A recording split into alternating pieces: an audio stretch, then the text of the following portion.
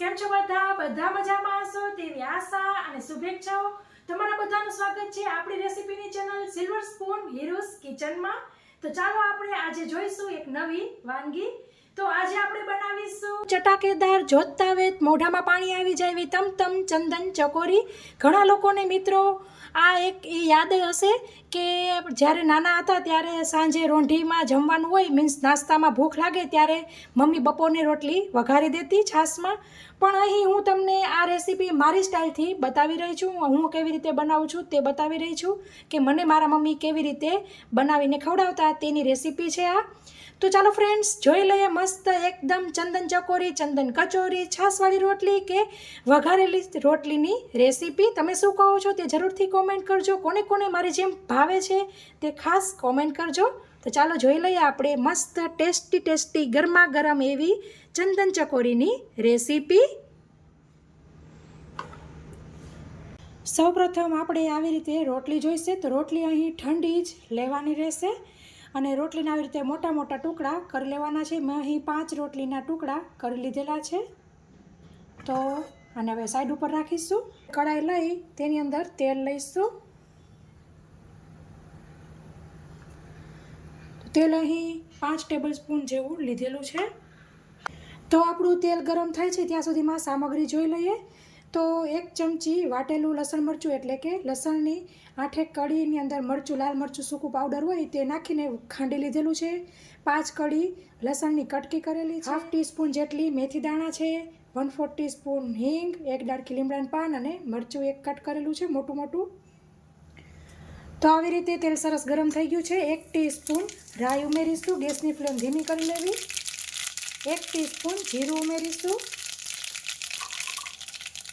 મેથી દાણા, લીમડાના પાન અને લસણની કટકી, લસણ મરચું અને હિંગ ઉમેરી દઈશું અને સરસ લસણને આપણે સાતળી લેવાનું છે। એકદમ ગેસની ફ્લેમ ધીમી કરી લેવાની છે, નહીં તો લસણ મરચું બળી જઈ શકે છે। તો સરસ મિક્સ થઈ ગયું છે। તો સરસ મિક્સ થઈ ગયું છે। હવે આપણે તેની અંદર છાશ ઉમેરીશું।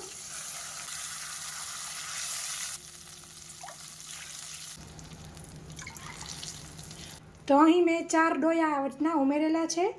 3/4 કપ જેટલો એક ડોયો છે મારો અને ગેસની ફ્લેમ હવે ફાસ્ટ કરી લેશું। એક વખત મિક્સ કરી લેશું। હવે આપણે મસાલા કરી લઈએ। તો 1/4 ટીસ્પૂન જેટલી હળદર ઉમેરીશું, ધાણા જીરું ઉમેરીશું, 2 ટીસ્પૂન લાલ મરચું ઉમેરીશું, કાશ્મીરી લાલ મરચું છે,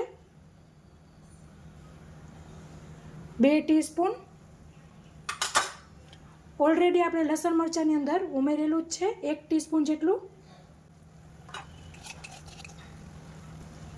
મીઠું ઉમેરીશું સ્વાદ મુજબ,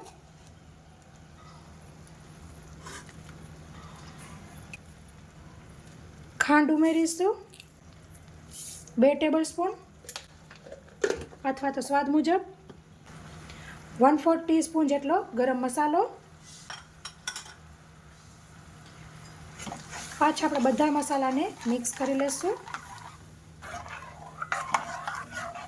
મિત્રો જો તમારી છાશ ખાટી હોય તો 4 ડોયાની જગ્યાએ 2 ડોયા નાખવા, 2 ડોયા પાણી નાખવું। અહીં છાશ આપણી માપની છે, ન ખાટી કે ન મોડી।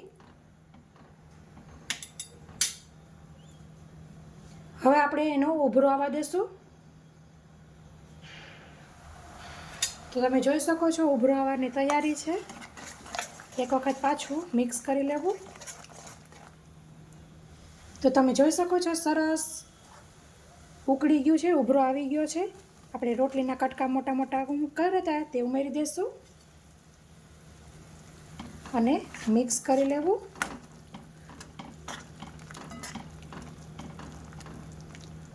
અને રોટલી મિક્સ કરીને આપણે ઢાંકી દઈશું। માત્ર 1 જ મિનિટ માટે આપણે ઢાંકવાનું છે। સરસ થઈ જ ગઈ છે આપણી રોટલી। તો ફ્રેન્ડ્સ 1 મિનિટ સરસ થઈ ગઈ છે। ગેસની ફ્લેમ બંધ કરી લઈશું અને આપણે ખોલીને ચેક કરી લઈએ। તો તમે જોઈ શકો છો તેલ સરસ છૂટું પડી ગયું છે। એક વખત હલાવી લઈશું. રોટલી એ સરસ છાશ બધી પી લીધી છે. તો હવે આપણે તેની અંદર કોથમીર ઉમેરી દઈશું અને હલકું એવું મિક્સ કરી લેવું. અને એકદમ આ આપણી ચંદન ચકોરીને ફટાફટ ઇન્સ્ટન્ટ જ સર્વ કરવાની હોય છે. મસ્ત ચટાકેદાર એવી આપણી વઘારેલી રોટલી કે છાશવાળી રોટલી કે ચંદન ચકોરી કે ચંદન કચોરી તૈયાર છે. સર્વિંગ બાઉલમાં લઈ લઈશું. તો ફ્રેન્ડ્સ તૈયાર છે મસ્ત ચટાકેદાર, જોતા વેત મોઢામાં પાણી આવી જાય એવી સરસ તમતમતી એવી આપણી ચંદન ચકોરી અથવા તો છાશવાળી રોટલી અથવા તો વઘારેલી રોટલી. ઘણા લોકો આને રોટલીનું શાક પણ કહેતા હોય છે. અને ન્યૂ મોમ્સ અત્યારે આને ઇન્ડિયન પાસ્તા પણ કહેતા હોય છે.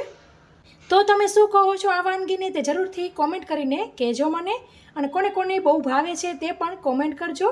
તો ચાલો ફ્રેન્ડ્સ, આ રેસીપીમાં આટલું જ. ફરી મળીશું એક નવી રેસીપી સાથે. ત્યાં સુધી આવજો. Thank you. બાય. જય શ્રી કૃષ્ણ.